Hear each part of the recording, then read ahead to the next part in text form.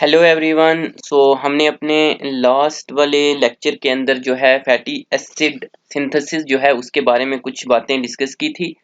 सबसे पहले उसका हम एक ओवरव्यू ले लेते हैं, देन आगे बात करते हैं। हमने जो है कल जो बात की थी, डिस्कस किया था, तो फैटी एसिड सिंथेसिस या जिसको हम लाइपोजेनेसिस भी बोलते हैं। लाइपो जो है लिपिड्स के लिए और जेनेसिस मींस फॉर्मेशन, लाइपोजेनेसिस या फैटी एसिड सिंथेसिस। वहां पर हमने जो है डिस्कस किया था कि जो आपकी फैटी एसिड की सिंथेसिस है वो साइटोसोल के अंदर होती है। और अगर हम मेनली एनिमल और ये सेल की बात करें, but in case of plants जो क्लोरोप्लास्ट का स्ट्रोमा है वहां पर जो है ये वाला जो प्रोसेस है होगा। उसके अलावा जो है हमने कहा था कि अगर हम रिक्वायरमेंट्स की बात करें तो जो सिंथेसिस होनी है उसके लिए एसिटाइल कोएंजाइम ए चाहिए। तो इसी एसिटाइल कोएंजाइम ए से जो है आगे चल करके जो आपकी फैटी एसिड है उसकी सिंथेसिस होती है। और दूसरा हमने कहा था NADPH की भी रिक्वायरमेंट होती है, जो हम आगे देखेंगे कि रिडक्शन में जो है वो यूज होता है। और हमने कहा था कि NADPH जो है वो जो बनता है वो पेंटोस फॉस्फेट पाथ पे जो है उससे बनता है।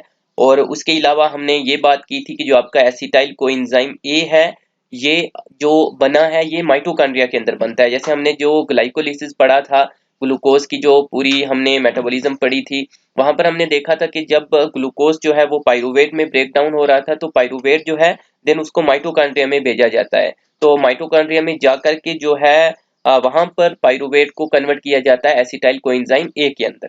तो ये भी आप याद रखें। यहाँ पर एक और चीज भी कि जो एसिटाइल कोएंजाइम ए है इसका जो ये जो आपका एसिटाइल कोएंजाइम ए है, इसके लिए जो सोर्स है वो आपका ग्लूकोज रहेगा।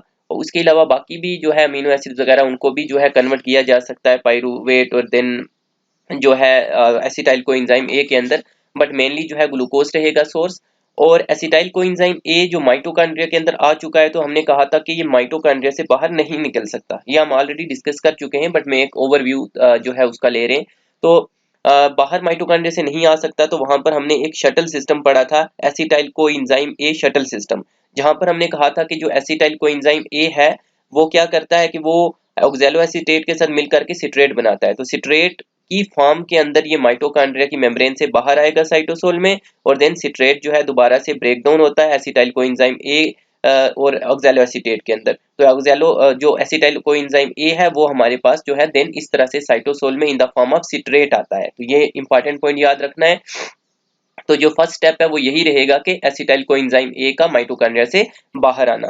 उसके बाद हमने कहा था कि नेक्स्ट स्टेप क्या होंगे कि जो आपका एसिटाइल कोएंजाइम ए है 2 कार्बन का होता है, तो ये यही जो है आपका सिंथेसिस करेगा।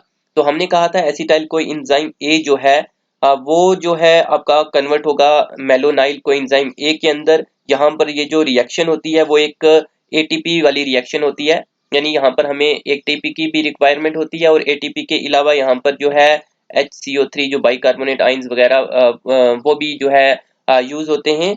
और यहाँ पर आपने जो याद रखना है वो सिंपल एंजाइम याद रख सकते हो आप, कि जो एंजाइम है वो कार्बोक्सिलेज होगा। तो यहाँ पर जो आपका सबस्ट्रेट के नाम से ही होता है एंजाइम का नाम, तो acetyl co enzyme A carboxylase हो जाएगा। तो यहाँ पर मैं लिख देता हूँ आपका जो एंजाइम है वो कौन सा होगा, कार्बोक्सिलेज। कौन सा enzyme, acetyl coenzyme A carboxylase. तो ये याद रखना है। फिर हमने कहा था मेलोनाइल कोएंजाइम ए जो है देन ये कन्वर्ट होता है मेलोनाइल ACP में। ACP क्या था, तो ACP is acyl carrier protein. तो मेलोनाइल कोएंजाइम में ACP में कन्वर्ट कैसे होगा, जब यहाँ पर क्या होगा ACP, दैट इज आपका जो ACP means acyl carrier protein, वो आकर के जो है जुड़ेगा किसके साथ, मेलोनाइल कोएंजाइम ए के साथ। तो इस तरह से ये मेलोनाइल ACP बनेगा। और यहाँ पर जो एंजाइम इसको कैटालाइज कराता है ये वाली रिएक्शन, वो एक ट्रांसफरेज एंजाइम होता है। तो यहाँ पर उसको बोलते हैं मेलोनाइल ट्रांसफरेज, मेलोनाइल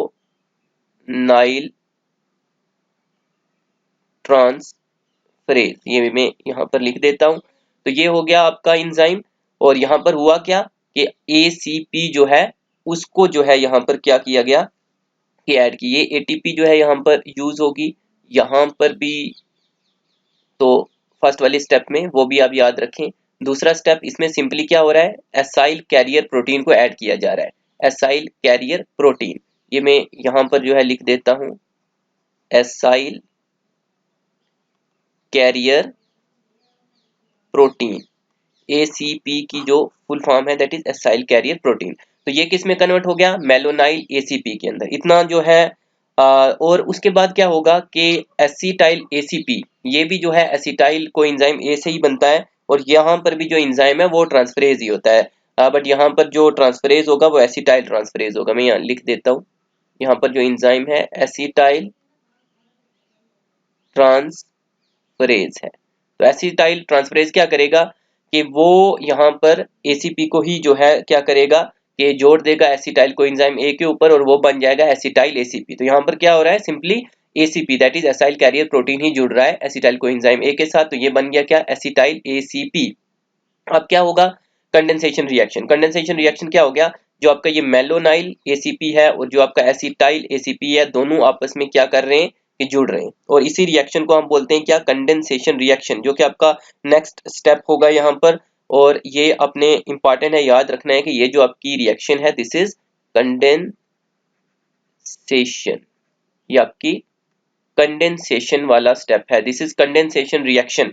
तो आपके स्टार्टिंग में तो आप कह सकते हो कि जो आपकी रिएक्शंस हुई हैं उसमें एक तो एसिटाइल कोएंजाइम ए, पहला स्टेप तो यही होगा कि एसिटाइल कोएंजाइम ए का माइटोकॉन्ड्रिया से बाहर आना, वो एक्टिवेशन उसके बाद होगी। एक्टिवेशन कैसे होगी, जब उसके साथ मेलोनाइल कोएंजाइम ए और सॉरी ये जो मेलोनाइल ACP और एसिटाइल ACP जुड़ जाएंगे और वो बनाएंगे एसिटो एसिटाइल ACP, ये मान लो एक्टिवेशन वाला स्टेप है। और यहाँ पर आपका ये स्टेप जो आ जाता है कंडेंसेशन। कंडेंसेशन मींस ये दोनों आपस में जुड़ गए, और जुड़ करके इन्होंने क्या किया कि बना दिया एसिटो एसिटाइल ACP। अब यहाँ पर भी एंजाइम होंगे जो ये कैटालाइज करा रहे हैं, बट उस एंजाइम की हम थोड़ी देर बाद जो है बात करते हैं। अभी इसको जस्ट अ मिनट। तो यहाँ पर जो है कंडेंसेशन होगी, मेलोनाइल ACP और एसिटाइल ACP आपस में जो है वो ज्वाइन करेंगे, and this is a condensation reaction, और इस तरह से फॉर्मेशन होगी किसकी, एसिटो एसिटाइल ACP। तो एंजाइम्स की हम अभी बात करते हैं। उससे उसके बाद क्या होगा कि ये जो एसिटो एसिटाइल ACP है, ये जब कन्वर्ट हो रहा है D3 हाइड्रो एसाइल ACP के अंदर, तो यहाँ पर जो रिएक्शन होगी वो होती है रिडक्शन रिएक्शन, यहाँ पर होती है रिडक्शन।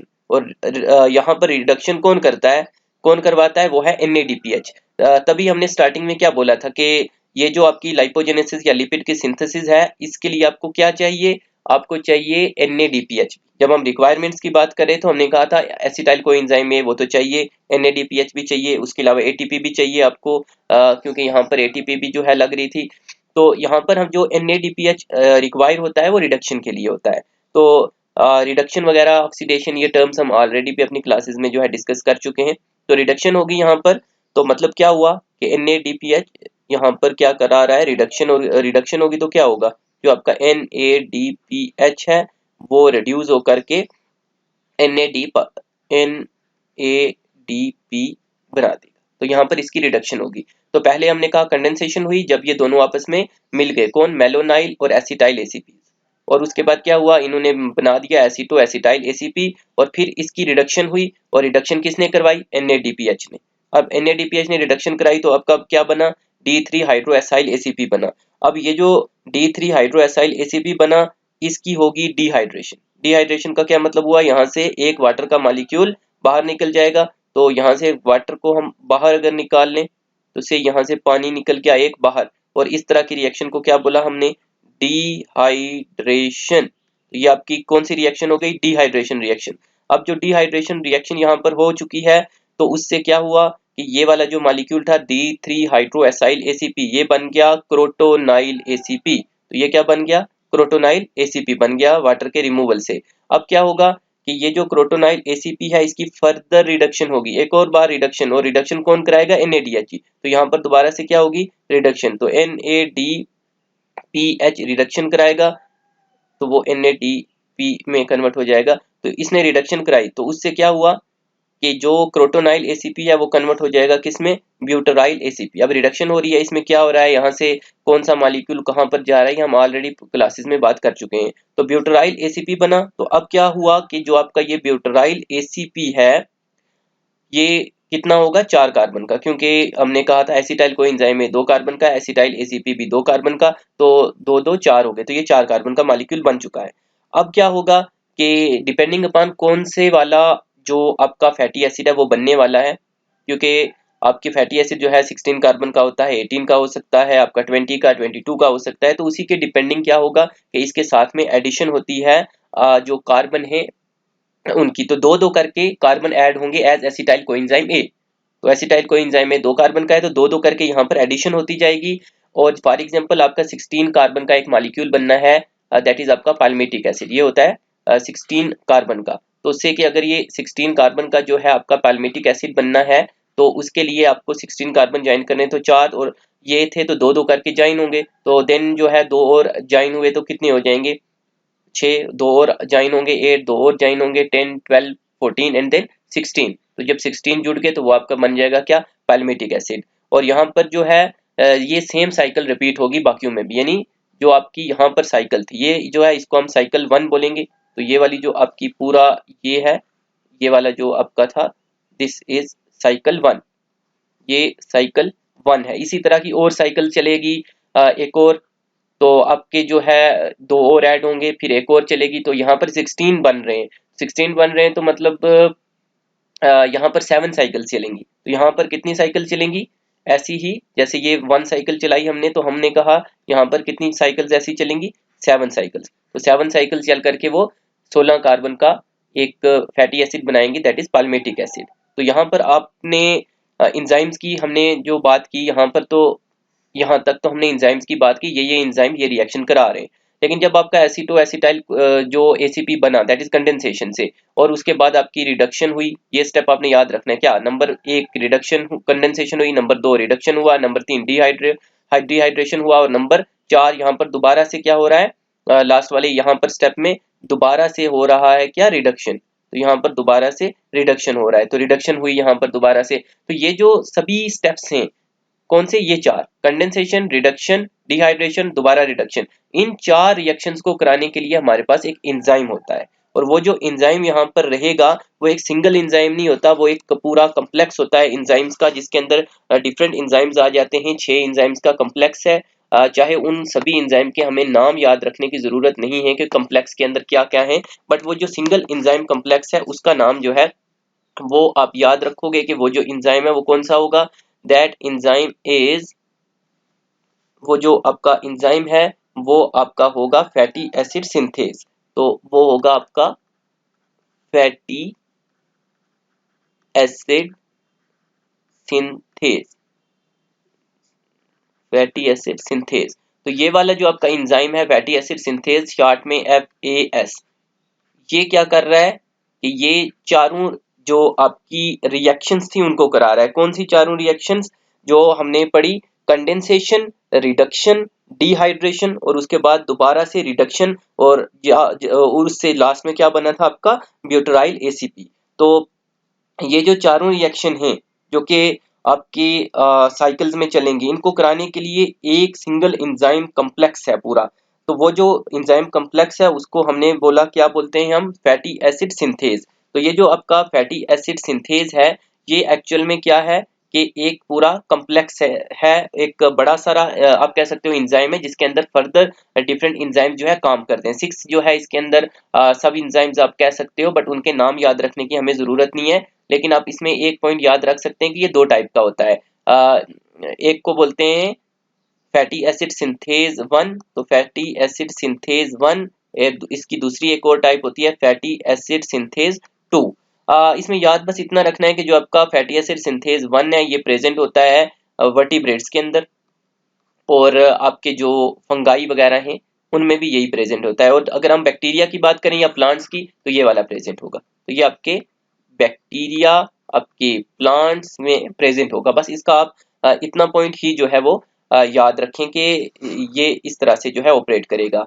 अभी ओवरऑल यहाँ पर अगर हम थोड़ा सा बात कर लें कि ये हमने कहा कि आपका जो पूरा फैटी एसिड की सिंथेसिस है, हमने कहा कि ऐसी ही साइकिल चलेंगी डिपेंडिंग अपॉन कौन सा आपका एसिड बन रहा है।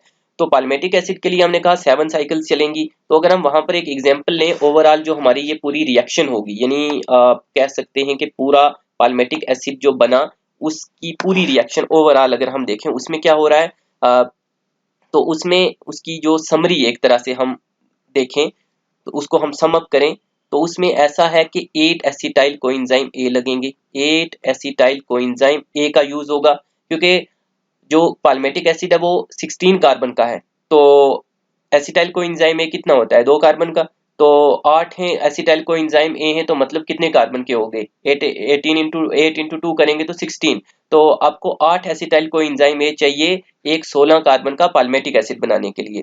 तो 8 एसिटाइल कोएंजाइम ए प्लस आपको यहाँ पर चाहिए 7 ATP, क्योंकि 7 साइकिल चलेंगी, तो 7 साइकिल्स में 7 ATP, क्योंकि जो हमने स्टेप पढ़ा था वहां पर क्या था, ATP रिक्वायरमेंट थी, जो अभी हमने लास्ट में जो है रिएक्शंस की, जो फर्स्ट वाली रिएक्शन हो रही थी उस फर्स्ट रिएक्शन में क्या था, ATP की रिक्वायरमेंट थी, तो ATP रिक्वायरमेंट थी, तो 7 साइकिलें तो 7 ATP लगेंगे। उसके बाद क्या था कि NADPH यूज हो रहे थे रिडक्शन के लिए, तो NADPH रिडक्शन रिएक्शन कितनी बार हो रही है, 2 बार, तो साइकिल कितनी होनी है, 7, तो 7 साइकिल हैं और एक NADPH, एक साइकिल में 2 NADPH लग रहे हैं, तो विच मींस कि आपके जो टोटल NADPH हैं वो कितने चाहिए, 14, क्योंकि एक साइकिल में 2 हैं, तो 7 साइकिल चलनी है, तो वो हो जाएंगे 14 NADPH, और प्लस वाटर का भी आपको यहाँ पर मॉलिक्यूल चाहिए।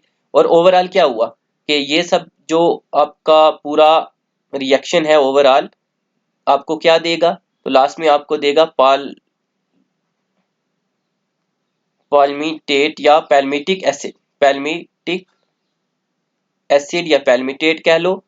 और क्या देगा, तो यहाँ पर अगर हम बात करें कि आपके 7 ATP लगे थे, तो ये जब आपको यहाँ पर देंगे तो 7 ADP देंगे, तो ATP जो है ADP में कन्वर्ट हो जाएगा। इसी तरह से जो आपके 14 NADPH थे, तो ये आपको क्या दे देंगे, 14 NADP रिड्यूस होकर के। तो ये जो है ओवरऑल रिएक्शन इस तरह से रहेगी आपकी कि एक अगर हम 16 कार्बन का जो फैटी एसिड है उसको बनने की अगर हम बात करें तो आपका इस तरह से जो है वो सिस्टम रहेगा।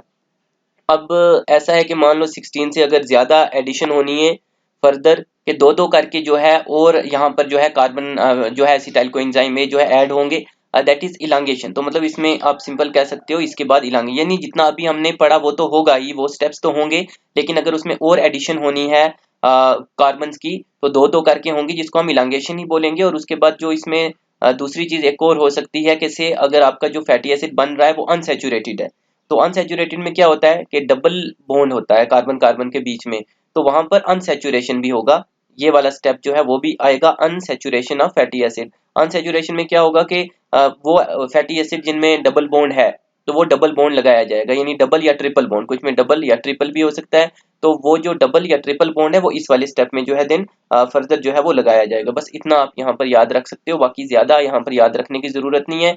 बस जो आपको स्टार्टिंग में कल बताया गया था उसमें जो मेन पॉइंट थे वो क्या थे, कहाँ पर हो रही है लोकेशन का, तो हो गया जो शटल सिस्टम हमने पढ़ा था, तो वो एक कर लेना वहां पर इंपॉर्टेंट है, कल जो शटल सिस्टम पढ़ा उसको अच्छे से देखना है। और आज जो है हमने जो ये पूरे रिएक्शंस देखी हैं, बस ये नाम और बस जो आपका इंजाइम कौन सा करा रहा है, फैटी एसिड सिंथेज कम्प्लेक्स जो है उसका बस सिंपल, और ये वाला लास्ट में आप थोड़ा सा एक समरी जो है वो बता सकते हो कि पाल्मेटिक एसिड के लिए ये चाहिए, तो दैट वुड बी इनफ। तो ये जो है आप अगर बुक्स वगैरह से देखोगे तो वहां पर थोड़ा कम्प्लेक्स होगा, मे बी आपको समझ नहीं आएगा, तो आप यहाँ से जो है इतना कर लोगे तो दैट इज इनफ, तो आपको साथ में इसकी PDF वगैरह वो भी मिल जाएगी। So that is all from today's class.